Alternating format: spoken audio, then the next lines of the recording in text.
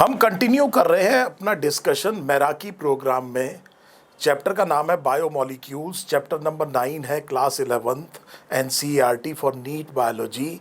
इस particular video में हम बात करेंगे उस सेक्शन की एनसीईआरटी में जहां पर सेकेंडरी मेटाबोलाइट्स डिस्कस किए गए हैं और एक इम्पॉर्टेंट टेबल के बारे में हम बात करेंगे। वो टेबल है table 9.3।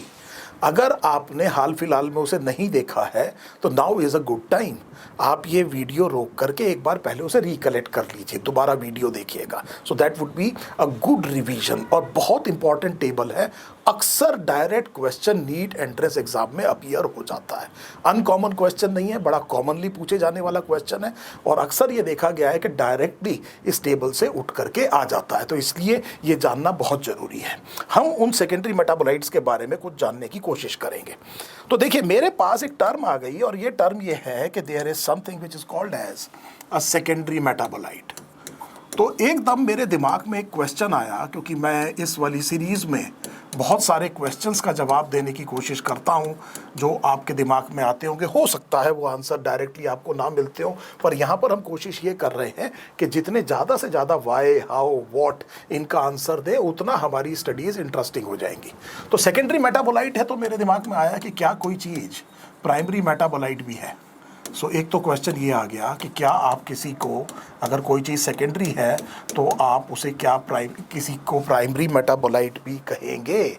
Now this is something important. एक और शब्द वहाँ मैंने अंडरलाइन कर दिया कि ये मेटाबोलाइट क्या चीज़ है। ये मेटाबोलाइट क्या चीज़ है। अब लिविंग सेल के अंदर बहुत से मेटाबॉलिक पाथवेज चल रहे हैं। So there are large number of chemical reactions. These chemical reactions put together, they constitute what is called as metabolism. Metabolism with cellular organization is a defining property of life. Cell के अंदर जो चीज़ चल रही है वो बहुत सारे chemical reaction हैं जो बहुत ही ज़्यादा डायनामिक है और मिनट सेकंड में they are being influenced by one another and a constancy is being maintained inside this magnificent machine. और इतने सारे metabolic पाथवे में कुछ इंटरमीडिएट्स बनते होंगे, कुछ एंड प्रोडक्ट्स बनते होंगे। तो सारे एंड प्रोडक्ट की बात नहीं कर रहा हूँ। कुछ मैंने क्या कहा कि ऑर्गेनिक कंपाउंड्स हैं जो कि या तो इंटरमीडिएट्स होंगे या एंड प्रोडक्ट होंगे, उनको आप क्या कहेंगे, मेटाबोलाइट। तो एक एनसीईआरटी में छोटी सी लाइन है जहाँ पर एनसीईआरटी मेटाबोलाइट की मदद से आपको इशारे से बता रही है कि मेटाबॉलिक पाथवे की तरफ ध्यान दीजिए। तो उम्मीद है आप मेटाबोलाइट का मतलब समझ गए। अब देखिए, इनमें से वो ऑर्गेनिक मॉलिक्यूल्स जो कि, या वो organic compounds which are directly involved। तो बेटे ये शब्द देखिएगा, बिल्कुल मैंने क्या कहा है, डायरेक्टली इन्वॉल्व इन। और फिर देखिए एक और शब्द मैं लिख रहा हूं, in normal growth development and reproduction. Now this is very important to understand.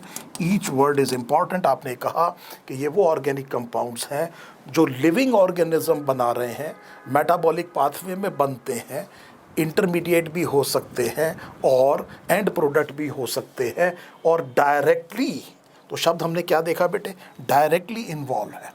और किसमें, नॉर्मल ग्रोथ, डेवलपमेंट और रिप्रोडक्शन में। फॉर एग्जाम्पल छोटे छोटे मॉलिक्यूल्स आपको देखने को मिलेंगे।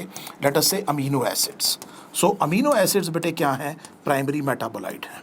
इसके अलावा अगर आप देखें तो छोटे छोटे ऑर्गेनिक एसिड्स भी क्या हैं, प्राइमरी मेटाबोलाइट्स हैं। न्यूक्लियोटाइड्स भी क्या हैं, प्राइमरी मेटाबोलाइट्स हैं। You get the basic idea. तो अब आपको ये समझ में आ गया कि प्राइमरी मेटाबोलाइट किसे कहते हैं। उम्मीद है यहीं से आपको ये समझ में आ गया होगा कि सेकेंडरी मेटाबोलाइट किसे कहेंगे। तो अगर मैं सेकेंडरी मेटाबोलाइट की बात करूं तो सेकेंडरी मेटाबोलाइट वो ऑर्गेनिक कंपाउंड्स हैं जो लाइफ बना रही है या लिविंग ऑर्गेनिज्म बना रहे हैं। बैक्टीरिया हो सकता है, आर्केया हो सकता है, फंजाई हो सकती है, फंगस हो सकती है, प्लांट हो सकते हैं, एनिमल हो सकते हैं। ये सब के सब क्या बना सकते हैं, सेकेंडरी मेटाबोलाइट्स बनाते हैं। और ये डायरेक्टली इन्वॉल्व नहीं है, नो डायरेक्ट इन्वॉल्वमेंट, कोई भी इनका डायरेक्ट इन्वॉल्वमेंट नहीं है इन नॉर्मल, क्या कहेंगे बेटे, ग्रोथ, डेवलपमेंट एंड रिप्रोडक्शन।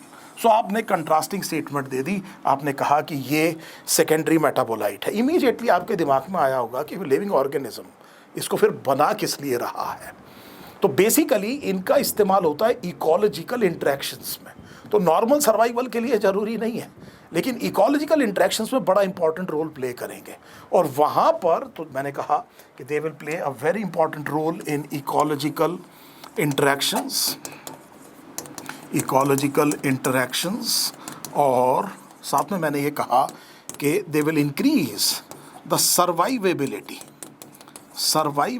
अभी मैं आपके साथ कुछ जब सेकेंडरी मेटाबोलाइट्स डिस्कस करूंगा तो आपको ज़्यादा बेहतर समझ में आएगा। They increase survivability, they increase fecundity would be how many progeny a particular couple has.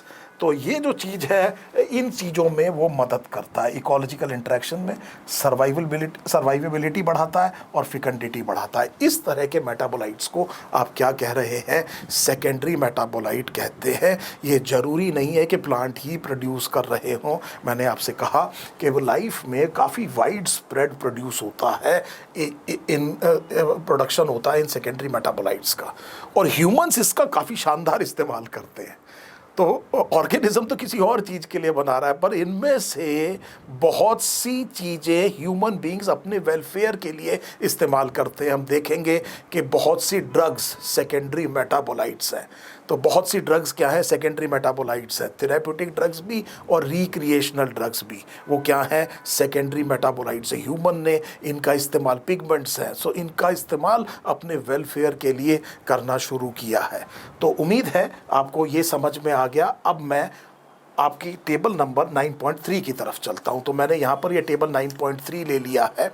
तो देखिए, जैसे यहाँ पर क्लास में pigments, alkaloids, terpenoids, essential oils, toxins, lectins, drugs, polymeric substances, ये सीधा का सीधा एनसीईआरटी से ऐसे ही उठ करके आता है। यहाँ पर एग्जाम में आपको डायरेक्टली एक क्वेश्चन पूछा जा सकता है। मैं यहाँ पर अगर एल्कलॉइड्स की बात करूँ, या मान लीजिए मैं पहले अगर टर्पिनॉइड्स की बात करूँ, तो टर्पीन और टर्पिनॉइड्स में आपको अंतर पता होना चाहिए कि terpenes are simply hydrocarbons, they are hydrocarbons and अगर मैं शब्द इस्तेमाल कर देता हूँ terpenoids, so terpenoids would be oxygenated hydrocarbons. So इनको मैंने क्या कहा कि दे आर ऑक्सीजनेटेड हाइड्रोकार्बन्स। अब मैं आपको कुछ एग्जाम्पल देता हूँ इनके, इसमें कुछ बड़े इंपॉर्टेंट एग्जाम्पल्स मैं आपको देता हूँ। सबसे पहले ध्यान दीजिएगा एजाडीरेक्टिन। सो एजाडीरेक्टा इंडिका, एजाडीरेक्टिन, ये एक मॉलिक्यूल है, ये एक कंपाउंड है जो कि नीम से मिलता है।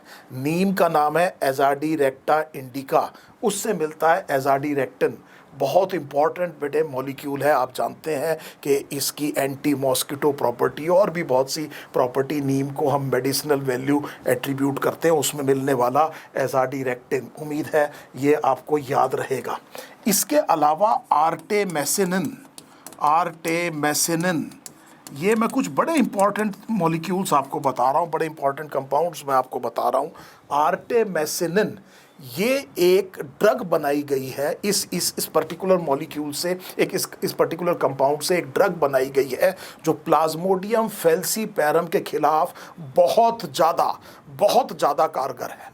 और इस ड्रग की डिस्कवरी के लिए the female scientist got Nobel prize and she is from China. The name is 2UU and this is artemisinin. So azadirachtin हो गया, artemisinin हो गया, ये मैंने आपको बताया some very important terpenes और terpenoids. I hope this is now absolutely clear. आप देख रहे हैं कि इस सेकेंडरी मेटाबोलाइट्स में ह्यूमन वेलफेयर के लिए कितनी इंपॉर्टेंट चीज़ें हैं। देखिए यहाँ पर लिखा है एल्कलॉइड्स। एल्कलॉइड्स वो हैं जिनमें नाइट्रोजन है।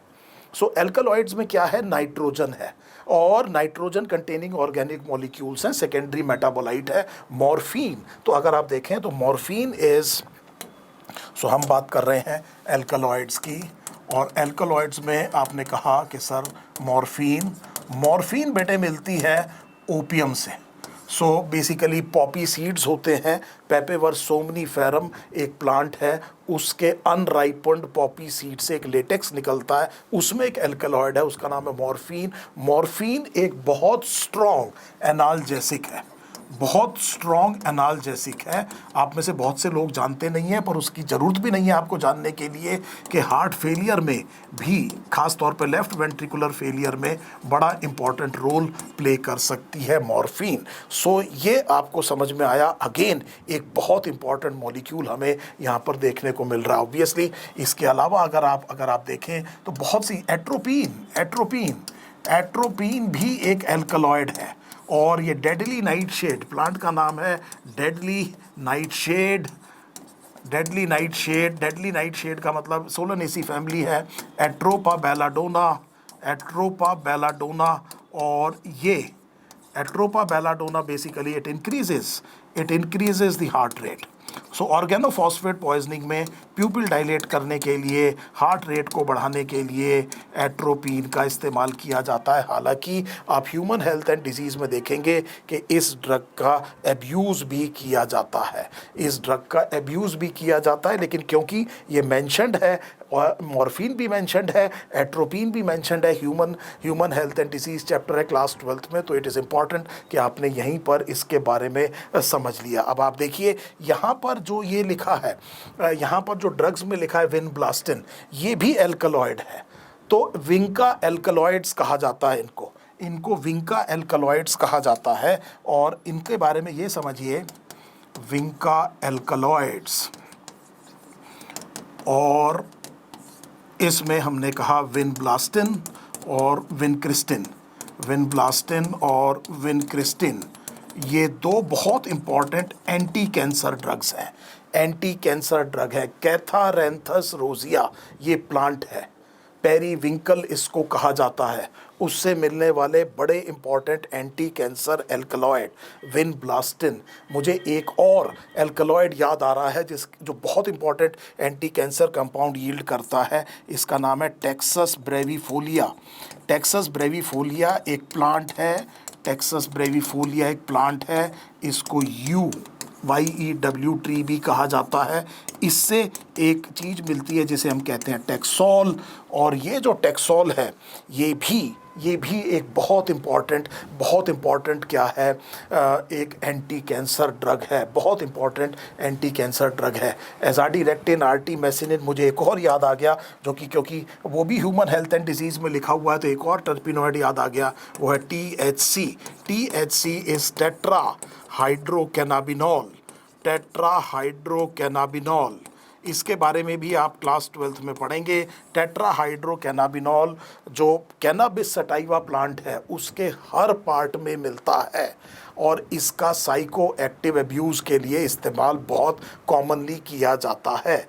तो इस तरह के जो इम्पॉर्टेंट मॉलिक्यूल्स हैं आप देख सकते हैं। मैं 1 मिनट के लिए स्क्रीन छोड़ देता हूँ। You can easily understand so much important drugs are there. इसके बाद अगर आप इसके बाद देखें तो आपने कहा कि जैसे मान लीजिए मेडिसिन की बात करें, let us talk of certain other medicines. So क्योंकि मेडिसिन बहुत इंपॉर्टेंट है ह्यूमन वेलफेयर के लिए, तो मेरे को NCERT में जो मेडिसिन याद आ रही है अभी मैं आपको बता देता हूँ। मॉर्फिन के बारे में मैंने आपको बताया, सेकेंडरी मेटाबोलाइट है। मैंने आपको आर्टेमेसिनिन के बारे में बताया, ये भी सेकेंडरी मेटाबोलाइट है।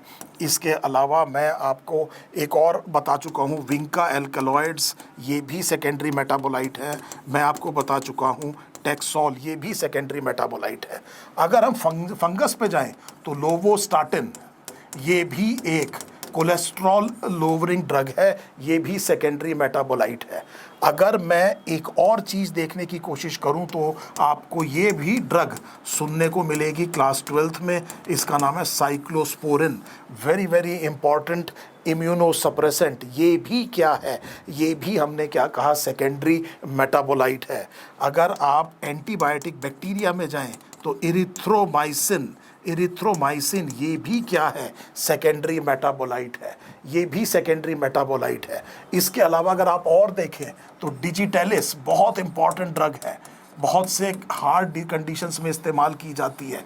ये डिजिटैलिस भी, ये जो डिजिटैलिस है ये भी एक सेकेंडरी मेटाबोलाइट है और इसको कुछ पर्टिकुलर प्लांट प्रोड्यूस करते हैं और वो जो प्लांट है इस डिजिटैलिस के कुछ बड़े सीरियस साइड इफ़ेक्ट्स भी हैं और उसकी वजह से वॉमिटिंग वगैरह हो सकती है, हार्ट में एरिथमिया भी हो सकती है और हर्बीवोर इस तरह के प्लांट्स को अवॉइड करने की कोशिश करते हैं। प्लांट को कॉमन पार्लेंस में फॉक्स ग्लव कहा जाता है।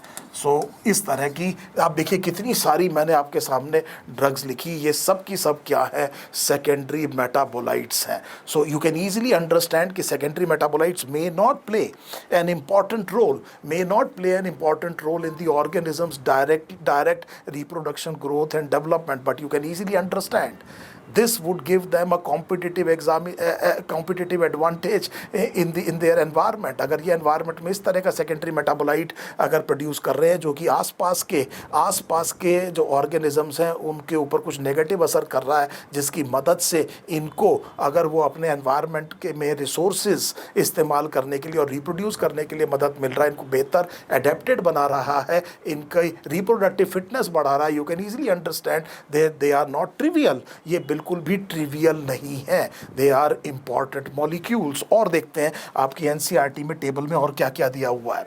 सो अगर हम देखें तो यहाँ पर दो इम्पॉर्टेंट टॉक्सिन्स दिए हुए हैं, एक एब्रिन और एक रिसिन। रिसिन तो हिंदी में अरंडी कहा जाता है, तेल होता है, और कैस्टर ऑयल, इसका जो कैस्टर ऑयल का जो सीड होता है उसमें आपको रिसिन मिलता है। इसको हम कहते हैं रिसिनस कम्युनिस, इस प्लांट को हम कहते हैं रिसिनस कम्युनिस। इससे मिलता है, काफ़ी स्ट्रॉन्ग टॉक्सिन है रिसिन। इससे भी ज़्यादा स्ट्रॉन्ग एब्रिन है, एब्रिन मिलता है एब्रस, एक प्लांट है एब्रस प्रिकेटोरियस, इससे मिलता है। इसमें एक बड़ी इंटरेस्टिंग चीज़ है कि किसी टाइम पर इसकी जो सीड्स हैं उसको रत्ती कहा जाता है।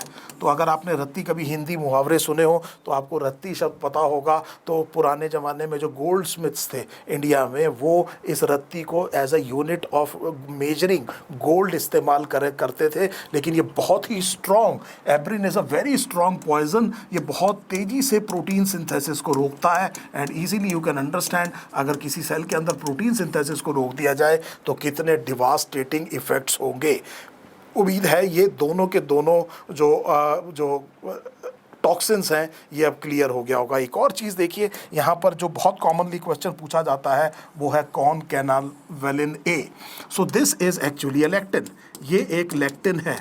लेक्टिन जो है वो बेसिकली कार्बोहाइड्रेट आइडेंटिफाइंग है। So it is carbohydrate identifying organic molecule. तो अब आप बड़े ध्यान से देखिए कि ये बड़ा स्पेसिफिक होता है एक पर्टिकुलर तरह के कार्बोहाइड्रेट को पहचानने के लिए। और क्योंकि कार्बोहाइड्रेट सेल के सरफेस पे होते हैं, तो सेल टू सेल रिकॉग्निशन में लेक्टिन्स बड़ा इंपॉर्टेंट रोल प्ले करते हैं। इनका कोई इम्यून फंक्शन नहीं है, इस तरह की चीज़ें नहीं है, लेकिन आप कोई एंटीबॉडी की तरह काम नहीं कर रहे हैं, लेकिन हम ये कह रहे हैं कि ये सेल टू सेल रिकॉग्निशन जैसे फंक्शन में काफ़ी इंपॉर्टेंट रोल प्ले करते हैं। लेक्टिन अक्सर पूछा जाता है आपके नीट एंट्रेंस एग्जाम में। तो ये छोटा सा एक वीडियो था जो मुझे आज करना था। Secondary metabolites are commonly found in plant, fungi and microbes. अभी हमने देखा बहुत सारा, they are different from primary metabolites, हमें समझ में आ गया। Many of them are useful to human welfare. Drugs हमने देखे, pigments, scents, spices, rubber is a polymeric substance, you can understand. Gums as well, cellulose as well, these are all polymeric substances and some of them have ecological importance, हमने discuss किया। और बहुत सारे इसके क्या है एग्जाम्पल्स हैं। उम्मीद है ये वाली टेबल आपको अच्छे से समझ में आ गई होगी। आज का वीडियो छोटा था क्योंकि मैं चाहता हूँ कि एक बारी में एक सेक्शन, लेकिन हमने जो भी मॉलिक्यूल यहाँ से हमारे आगे इस्तेमाल होने वाले हैं उनके बारे में जाना। आपको कुछ चीज़ें अच्छी भी लगी होंगी, आपको ये समझ में आया होगा कि अरे अच्छा ये वो मॉलिक्यूल है जो वहाँ इस्तेमाल होता है, एक्चुअली एक सेकेंडरी मेटाबोलाइट है। इनकी इकोलॉजिकल इंपॉर्टेंस अपने ध्यान में ज़रूर रखिएगा और ह्यूमन वेलफेयर में इनका यूज़ भी ज़रूर याद रखिएगा। बहुत जल्दी मिलता हूँ अगले सेक्शन के साथ में इस पर्टिकुलर प्रोग्राम में। यहाँ पर छोड़ रहा हूँ इस पर्टिकुलर टेबल को। फिर आपसे ये कहूँगा कि अगर आपने इस टेबल को नहीं पढ़ा है तो एक बार अभी ज़रूर तैयार करिए। सेकेंडरी मेटाबोलाइट्स को आज TF करिए। TF would be totally finished. अगले वीडियो में मैं आपको बताऊंगा कि TF कंसेप्ट किसे कहा जाता है, how to score very very good and how to manage time in spite of having limited availability of time to get maximum marks. इसके बारे में भी बात करेंगे अगले वीडियो में। Thank you so much.